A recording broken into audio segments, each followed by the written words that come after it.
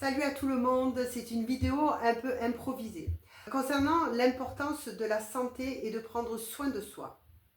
L'autre jour, je suis intervenue dans une semaine où plusieurs praticiens en thérapie brève et alternative médecine douce intervenaient sur une semaine auprès de personnes qui étaient malades ou en rémission. Et il y a eu un partage de ces personnes qui ont vécu, notamment là, c'était des cancers du sein. Et quand je les écoutais, je me disais, mais quelle force elles ont eu, quel courage, quelle détermination de braver toutes les souffrances, qu'elles soient physiques, émotionnelles. Le corps et l'esprit, à un moment donné, et les émotions, il y a tout qui s'emballe. C'est une situation qui est difficile à gérer, mais en même temps, notre corps nous fait souffrir. Donc il y a la baisse de morale, derrière il y a les émotions qui aussi partent un petit peu dans tous les sens, la peur de la mort, et j'ai trouvé cela très inspirant. Et de me rendre compte que la santé est quelque chose qui est notre plus grande richesse.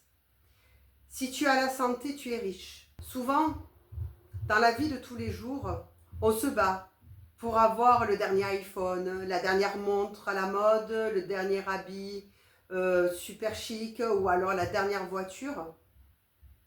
Quand tu es malade, leur combat, c'est de rester en vie. Et lorsque je les écoutais, ça recalibre un petit peu sur les urgences, ce qu'on estime d'urgent, de vital pour nous.